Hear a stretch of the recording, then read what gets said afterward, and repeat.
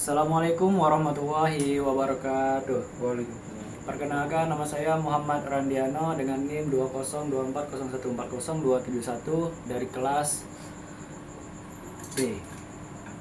Di sini saya akan memaparkan sedikit dari UCP 3. Pertanyaannya di sini ada, jelaskan tentang prinsip ibadah dalam Islam.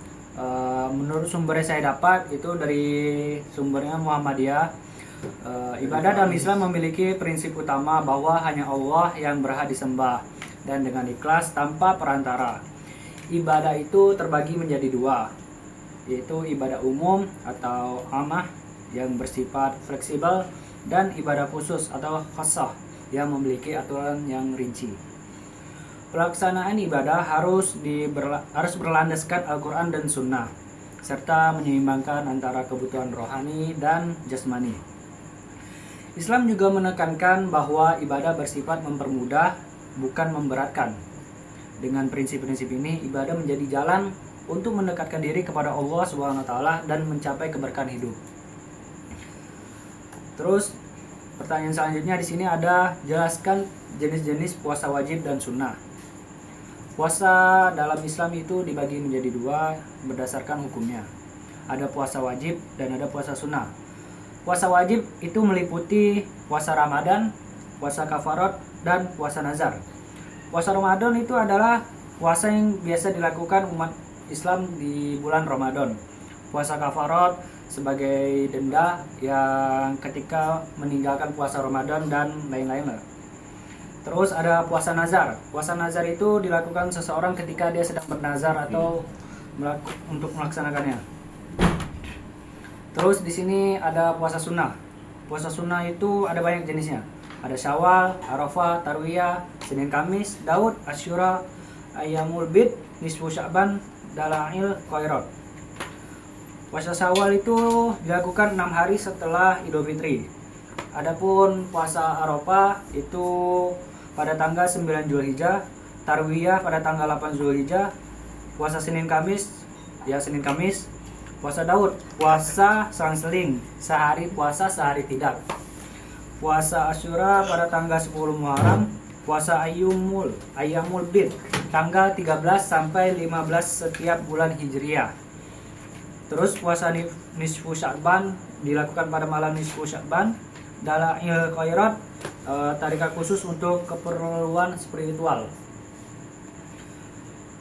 Setiap jenis puasa ini memiliki keutamaan dan menjadi sarana bagi umat Islam untuk mendekatkan diri kepada Allah serta memperkuat keimanan dan ketakwaan.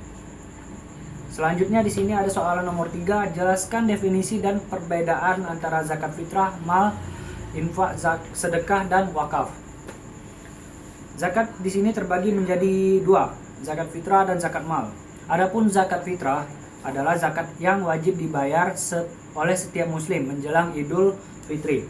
Tujuannya itu untuk membersihkan jiwa dan membantu fakir miskin merayakan Lebaran.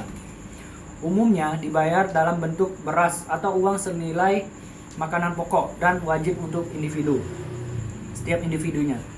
Zakat mal itu dikeluarkan dari harta benda seperti uang, emas, hasil usaha, atau kekayaan lainnya. Zakat ini wajib jika harta sudah mencapai nishab atau jumlah yang tertentu dan dimiliki selama setahun. Besarannya biasanya 2,5% dari total harta. Adapun infak adalah pengeluaran sebagian harta untuk kebaikan, seperti membantu sesama pembangunan masjid atau kegiatan sosial. Berbeda dengan zakat, infak tidak wajib dan tidak ada batasan jumlah tertentu. Ini bisa dilakukan kapan saja sesuai kemauanmu. Adapun sini sedekah adalah segala bentuk kebaikan yang dilakukan dengan niat ikhlas, tidak terbatas pada uang. Itu bisa bentuk apa saja, materi maupun segalanya ya. Membantu orang, tersenyum dan memberi makan juga termasuk sedekah. Sedekah bisa dilakukan kapan saja dan kepada siapa saja. Wakaf itu bentuknya menyerahkan harta yang tidak habis pakai, dan seperti tanah atau bangunan untuk kepentingan umum. Contohnya mewakafkan tanah untuk masjid atau rumah anak yatim piatu. Itu boleh diwakafkan tanahnya. Harta wakaf itu tidak boleh dijual, tetapi hasil atau manfaatnya digunakan untuk kebaikan bersama dalam jangka panjang. Terus persoalan keempat di sini adalah jelaskan tata cara perhitungan zakat mal, zakat perdagangan, dan zakat pertanian. Zakat mal itu adalah zakat pribadi. Apa itu? Zakat yang dikenakan atas harta pribadi seperti uang, tabungan, emas, atau harta lain yang sudah disimpan selama 1 tahun. Syarat wajib zakat mal itu milik pribadi, sudah mencapai nishab, dan itu dimiliki selama 1 tahun. Nishab itu adalah batas minimal, setara dengan 85 gram. Misalnya harga emas saat ini 1,2 juta per gramnya. Nisabnya sama dengan 102 juta. Cara menghitungnya, jika kamu punya harta lebih dari nishab yang sudah disimpan 1 tahun, maka zakat sama dengan 2,5% dikali total harta. Contoh, total tabungan kamu misalnya itu 150 juta. Berarti zakatnya itu 2,5% dikali 150 juta sama dengan 3.750.000. Selanjutnya ada zakat perdagangan. Zakat perdagangan itu zakat yang dikenakan atas barang dagangan atau usaha sejenisnya. Syarat wajib zakat perdagangan adalah harta dagangan milik sendiri bernilai lebih dari nishab. Contohnya 85 gram emas sudah dimiliki atau diputar selama 1 tahun. Cara menghitungnya itu zakat diambil dari modal plus laba dikurang utang usaha jika jatuh tempo di tahun itu. Terus zakat 25% modal plus laba min utangnya. Contoh, modal usaha itu 100 juta. Terus laba bersih kita itu 50 juta. Utang dagang ada 20 juta. Hitungan zakatnya itu berarti 2,5% dikali 100 juta. Itu masuk dalam kurung dulu 100 juta plus ditambah 50 juta baru dikurangi 20 juta. Sama dengan 25% itu dikali 130 juta sama dengan hasilnya 3.250. Kurang lebih kayak gitu. Selanjutnya ada zakat pertanian.